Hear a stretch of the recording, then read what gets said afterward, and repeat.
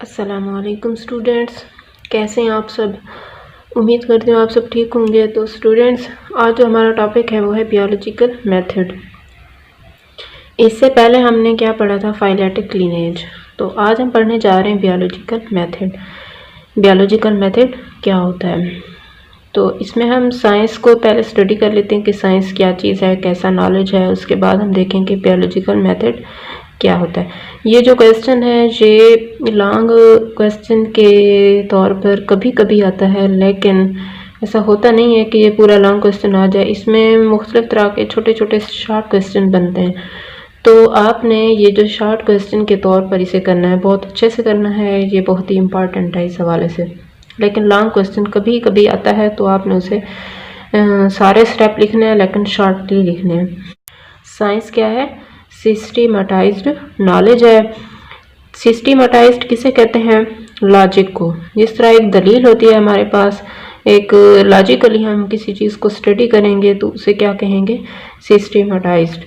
तो like other sciences, दूसरी साइंसों की तरह जैसा कि फिजिक्स है, मैथ है, केमिस्ट्री है, उनकी तरह ये जो बायोलॉजिकल साइंस है इसका भी क्या है, सेट मेथोडोलॉजी है। सेट मेथोडोलॉजी का क्या मतलब है, एक उनके तरीका होता है, एक सेट होता है उनका बना, एक ख़ास तरीके से साइंस जो है काम करती है, मुनज़्ज़म तरीके से। तो ये किस चीज़ पर बेस होता है, इसकी बुनियाद क्या होती है, एक्सपेरिमेंटल इंक्वायरी। एक्सपेरिमेंटल इंक्वायरी का क्या मतलब है, इंक्वायरी किसे कहते हैं, तफ्तीश को। तो और एक्सपेरिमेंटल किसे कहते हैं, तजुर्बाती तफ्तीश। जब तक हम किसी काम के ऊपर तजुर्बा नहीं करेंगे, एक्सपेरिमेंट नहीं करेंगे, तब तक हमें किसी बात की समझ नहीं आएगी। हम ऐसे ही किसी बात को अगर एक्सप्लेन करते रहें जब तक उस पर एक्सपेरिमेंट ना करें तो वो कोई काम किसी काम की नहीं है। तो ये जो साइंस होती है इसका भी एक्सपेरिमेंटल इंक्वायरी के ऊपर ये बेस्ड होती है। और उसके बाद इसका जो पहला स्टेप है बायोलॉजिकल मेथड का वो है ऑब्जर्वेशन। ऑब्जर्वेशन क्या है, द एक्शन और प्रोसेस ऑफ नोटिसिंग और जजिंग समथिंग। एक्शन या प्रोसेस, किस चीज़ को नोटिस करना या फिर उसको जज करना, पहचानना, समथिंग किसी भी चीज़ को, in order to gain information, क्या करने के लिए, इंफॉर्मेशन इकट्ठी करने के लिए, इंफॉर्मेशन हासिल करने के लिए हम क्या करते हैं, किसी भी चीज़ की पहचान करते हैं, उसको नोटिस करते हैं, फिर उसे हम क्या कहते हैं, ऑब्जर्वेशन। और इसकी फॉर्मेशन जो है ये कैसे बनती है, ये 5 सेंसेस से बनती है। जो 5 हिस्से होती हैं उसके ज़रिए ये बनता है ऑब्जर्वेशन। अब 5 हिस्से कौन कौन सी होती हैं, विजन। सबसे पहले विजन, हम क्या करते हैं, किसी भी चीज़ को देखते हैं तो हमारे माइंड में तरह तरह की ऑब्जर्वेशन आ रही होती हैं। फ़र्ज़ करें हम एक गिलास को देखते हैं, उसमें पानी पड़ा होता है, तो हमारे जहन में आता है कि ये पानी बिल्कुल साफ़ है या इसमें कोई थोड़े थोड़े कचरे हैं, तो हम देख कर ही बताते हैं कि ये कैसा है। उसके बाद हेयरिंग। हेयरिंग का क्या मतलब होता है, हम सुनकर किसी भी चीज़ को बता सकते हैं कि ये किस चीज़ की आवाज़ है। जब तक हमें आवाज़ नहीं आएगी हम कोई भी उसको ऑब्ज़र्व नहीं कर सकते किसी भी चीज़ को। उसके बाद है स्मेल। स्मेल, ये जो हम किसी भी चीज़ को जब बदबू आ रही होती है या खुशबू होती है तो हम सूंघ कर बताते हैं कि ऑब्जर्वेशन कैसी है। और टेस्ट, किसी भी चीज़ को हम उसका जायका चख कर बताते हैं कि ये किस तरह की चीज़ है। फिर है टच। टच का क्या मतलब होता है, छूना। हम किसी भी चीज़ को छू कर बता सकते हैं कि ये चीज़ जो है नरम है या हार्ड है या किस तरह की है। तो इन सब से होता क्या है, ये जो सारी हिस्से हैं, जो 5 सेंसेस हैं, depend on their functional ability, उनके काम करने की सलाहियत पर होता है। ये तो नहीं कि जो हेयरिंग की एबिलिटी होगी वो विजन से मिलती जुलती है, ऐसा बिल्कुल नहीं होता। हर एक का अपना अपना अलग अलग काम होता है। Observation begin with chance observation, ये जो होती है चांस ऑब्जर्वेशन से शुरू होती है। चांस का क्या मतलब है, हादसाती तौर पर शुरू होती है। आप ना इसकी एग्जांपल ऐसे ले लें, जैसे वो था न्यूटन एक दरख्त के नीचे बैठा था, सेब के दरख्त के नीचे बैठा था। तो वो कोई अपनी सोचों में गुम था, लेकिन क्या हुआ, एक सेब गिरा और उसने उसके ऊपर गौर फिक्र शुरू कर दिया कि ये सेब क्यों गिरा। तो इस तरीके से एक चांस ऑब्जर्वेशन होती है कि अगर वो सेब ना गिरता तो उसे कोई ख्याल ही ना आता, लेकिन सेब गिरा तो उसे पता चला कि हाँ इसके ऊपर मुझे काम करना चाहिए। तो जितनी भी ऑब्जर्वेशन होती हैं वो चांस ऑब्जर्वेशन होती है। फिर है इसके बाद इनकी टाइप्स के ऑब्जर्वेशन की कितनी होती हैं? 2, क्वालिटेटिव और क्वांटिटेटिव। क्वालिटी किसे कहते हैं? किसी चीज़ की खासियत को देखकर हम बताते हैं।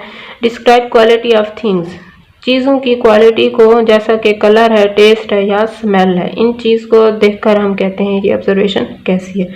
और क्वांटिटेटिव किसे कहते हैं? हम क्वांटिटी को डिस्क्राइब करते हैं। क्वांटिटी किसे कहते हैं? मिकदार को। And have accuracy. एक्यूरेसी का क्या मतलब है? इसमें गलती का चांस नहीं होता, ये बिल्कुल करेक्ट होती है। बिकॉज दीज आर मेजरेबल, क्योंकि ये इन्हें मेजर किया जा सकता है और इसके नंबर्स होते हैं। आप इसकी एग्जांपल ऐसे ले लें, जैसे हम कहीं जाते हैं, हम कहते हैं कि हमें ना जो चाय फ़र्ज़ करें वो हमसे पूछते हैं चाय में कितना मीठा चाहिए, तो हम उन्हें कहते हैं कि मुझे ना कम मीठा चाहिए। तो वो क्या करेगा? उसके अंदर चीनी तो डालेगा, लेकिन उसकी अपने लिहाज से वो क्या करेगा? मीठा कम डालेगा, लेकिन हम जब पियेंगे तो हमें ज़्यादा मीठा लगेगा। या ये भी हो सकता है वो एक अंदाजे से डालेगा, हाँ ये ठीक है, ये कम मीठा होगा। और दूसरी क्वांटिटेटिव में क्या, हम उसे कह देंगे कि मुझे ना 2 चम्मच चीनी वाली चाय चाहिए। तो वो एक, उसमें कोई गलती का चांस नहीं है। मैंने उसे कह दिया कि मुझे 2 चम्मच चाहिए, और इसमें मैंने उसे नहीं कहा कि मुझे 2 चम्मच चाहिए, मैंने बस यही कहा कि मुझे कम मीठा चाहिए। तो इसमें गलती का चांस हो सकता है क्वालिटेटिव में, क्योंकि मैंने उसे कोई नंबर नहीं बताया, उसको मेजरेबल नहीं था वो। तो इस तरीके से ये जो क्वांटिटेटिव है ये ज़्यादा एक्यूरेसी पाई जाती है इसमें, लेकिन क्वालिटेटिव में एक्यूरेसी नहीं होती। फिर क्या होता है? After observation. ऑब्जर्वेशन के बाद क्या करता है? Observer organises these observation. इन सारी ऑब्जर्वेशन को जो ऑब्जर्वर होता है, ऑब्जर्व कर रहा होता है, वो क्या कर लेता है? इनको कलेक्ट कर लेता है, ऑब्जर्वेशन को ऑर्गेनाइज करता है इनटू डाटा फॉर्म। किसकी सूरत में? डाटा की सूरत में। एंड गिव स्टेटमेंट, और फिर क्या करता है? एक स्टेटमेंट देता है। इसको आप ना ऐसे समझ लें कि फर्ज करें हम क्या करते हैं? ऑब्जर्व करते हैं कि हमारे घर में ना कितना खर्च हो रहा है। फर्ज करें हम क्या करते हैं? ऑब्जर्व करते हैं कि जनवरी के महीने में हमने चीनी कितनी यूज़ की? 10 kg। और दूसरा फरवरी का महीना, उसमें हमने कितनी की? 12 kg। और जो मार्च का महीना है उसमें कितनी की? 14 kg। ये हमने क्या किया है? ऐसे पहले डाटा को क्या करेंगे? ऑर्गेनाइज करेंगे, उसको एक ख़ास तरतीब में रखेंगे कि हमने किस मतलब कि जनवरी के महीने में कितनी की, फरवरी के महीने में कितनी की, और मार्च के महीने में कितना कितना खर्च किया। फिर क्या करेंगे? इसको ऑर्गेनाइज कैसे करेंगे? हम क्या करेंगे? इसको प्लस कर देंगे तीनों को। ये तकरीबन बनता है 36। ये 10, 12 और 14, इनको हमने प्लस करके ये 36 बनता है। फिर इसको जब 3 के ऊपर डिवाइड करेंगे, क्योंकि ये 3 है, तो ये बन जाता है 12। तो हम क्या कहेंगे कि जो औसतन खर्च होता है हर महीने में, वो कितना होता है? 12। हमने क्या किया? एक स्टेटमेंट दी कि जैसे जैसे हम एक्सपीरियंस करते हैं, तजर्बा करते हैं, तब हमारे पास क्या आ जाती है? एक स्टेटमेंट आ जाती है। फिर क्या करते हैं? या तो ये होता है कि हम एक तजर्बा करते हैं और हमें पता चलता है कि हाँ ऐसा होगा। फिर क्या करते हैं? एक और सूरत हाल होती है, बैकग्राउंड नॉलेज से हमें इंफॉर्मेशन मिलती है। बैकग्राउंड नॉलेज को आप ऐसे समझ लें जैसे कि अगर एक स्टूडेंट के मार्क्स आते हैं 494 9th में, तो फिर क्या होता है? जो वो और स्कूल में जाएगा तो जो टीचर होती है वो जब देखेगी कि इसके नंबर जो हैं 494 हैं, तो वो क्या करेगी? उसके जहन में आ जाएगा कि ये बहुत ही इंटेलिजेंट स्टूडेंट है, बहुत ही लाइक स्टूडेंट है। क्या कहेगी? लाइक स्टूडेंट है। एक बैकग्राउंड नॉलेज से पता चला उसे, क्योंकि उसके वो नंबर जो हैं, उसने नंबर की बुनियाद पे उसने कहा है कि ये लाइक स्टूडेंट होगा। फिर क्या होता है, इस चीज़ को कहते हैं हाइपोथेसिस, जो क्या करती है, हम एक टेंटेटिव वो करते हैं एक्सप्लेनेशन ऑफ ऑब्जर्वेशन। टेंटेटिव क्या होती है, अनटेस्टेड, जिसको हमने टेस्ट नहीं किया, ऐसे ही हमने एक राय कायम कर ली कि ऐसा हो सकता है। हमने क्या किया है, उसके नंबर को देखकर कह दिया है कि ये लाइक स्टूडेंट है, इसके नंबर इतने हैं, तो ये बहुत ही इंटेलिजेंट है, पढ़ने वाला स्टूडेंट है। हमने उसके ऊपर अभी टेस्ट नहीं किया, हमने ऐसे ही कह दिया, राय कायम कर ली।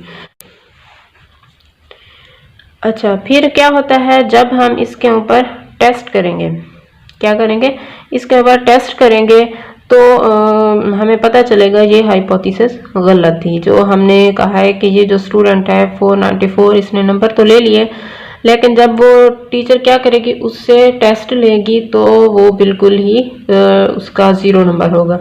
तो वो ये कहेगी, अच्छा ठीक है, इससे फिर उसे पता चला कि इसने जो पैसे देकर इतने नंबर तो हासिल कर लिए, लेकिन इसका अपना नॉलेज कोई नहीं है, ये इंटेलिजेंट बच्चा नहीं है, क्योंकि वो अनटेस्टेड एक्सप्लेनेशन थी ऑब्जर्वेशन की। हमने ऐसे ही उसको वो कर दिया कि ठीक है ये पढ़ने वाला बच्चा है, लेकिन हमने उसके ऊपर कोई टेस्ट नहीं किया। इसी वजह से जब हम किसी चीज़ के ऊपर टेस्ट करते हैं तब हमें उसकी असलियत का पता चलता है। ऐसे हम जब राय कायम कर लेते हैं उस चीज़ को कहते हैं हाइपोथेसिस, जो टेंटेटिव एक्सप्लेनेशन ऑफ ऑब्जर्वेशन होती है। फिर इसकी 2 टाइप्स होती हैं, डिडक्टिव रीजनिंग और इंडक्टिव रीजनिंग। जो हाइपोथेसिस हो वो कैसे बनती है, 2 तरीकों से, एक होती है डिडक्टिव रीजनिंग और दूसरी होती है इंडक्टिव रीजनिंग। ये क्या होती है, जर्नल टू स्पेसिफिक। जर्नल एक आम से बात से हम क्या करते हैं, स्पेसिफिक एक मखसूस नतीजा अखज़ करते हैं, उस चीज़ को क्या कहते हैं, डिडक्टिव रीजनिंग। इसमें क्या होता है, इफ़ और देन की लॉजिक इस्तेमाल की जाती है टू फ्रेम टेस्टेबल हाइपोथेसिस। क्या करते हैं, टू फ्रेम बनाते हैं टेस्टेबल हाइपोथेसिस, ऐसी हाइपोथेसिस जिसके ऊपर टेस्ट होने होते हैं, तो उस चीज़ को क्या कहते हैं, डिडक्टिव रीजनिंग। इसके एग्जांपल मैं आपको बताती हूँ कि कैसे हम जर्नल से स्पेसिफिक की तरफ जाते हैं, कैसे हम इफ़ और देन की लॉजिक, इफ़ और देन की दलील को इस्तेमाल करते हैं। एग्जांपल जैसा कि बर्ड्स की है, अगर हम बर्ड्स को देखें तो हम क्या कहते हैं कि ऑल बर्ड्स क्या है, ऑल बर्ड्स हैव विंग्स, तमाम परिंदों के क्या होते हैं, पर होते हैं। ये हमने क्या किया है, इफ़ का लफ्ज़ यूज़ किया है, if we accept that all birds have wings, अगर तमाम परिंदों के पर होते हैं, and that sparrows are birds, तो जो चिड़िया हैं वो क्या हैं, वो भी परिंदे हैं। देन वी कंक्लूड, फिर हम क्या करते हैं, नतीजा अखज़ करते हैं, दैट स्पैरोज हैव विंग्स, तो फिर क्या होगा, चिड़ियों के भी पर होंगे। हम पहले क्या करते हैं, एक जनरल सी बात लेते हैं कि सारे जो परिंदे होते हैं उनके क्या होते हैं, पर होते हैं। उसके बाद हमने क्या किया कि एक चीज़ को देखा कि ठीक है स्पैरो जो है वो भी परिंदा है। देन वी कंक्लूड, फिर हम नतीजा अखज़ करते हैं कि ठीक है ये भी परिंदा है तो इसके भी पर होंगे। हम जनरल टू स्पेसिफिक जाते हैं, इफ़ और देन की लॉजिक को इस्तेमाल करते हैं, फिर हम एक हाइपोथेसिस बनाते हैं जो टेस्ट होनी होती है। एक एग्जांपल इसकी ये होगी। उसके बाद है प्लांट्स। प्लांट्स जो होते हैं, जितने भी प्लांट्स होते हैं, ग्रीन प्लांट्स, वो क्या करते हैं, फोटोसिंथेसिस करते हैं, लेकिन उसे ज़रूरत किस चीज़ की होती है, सनलाइट की, सूरज की रोशनी की।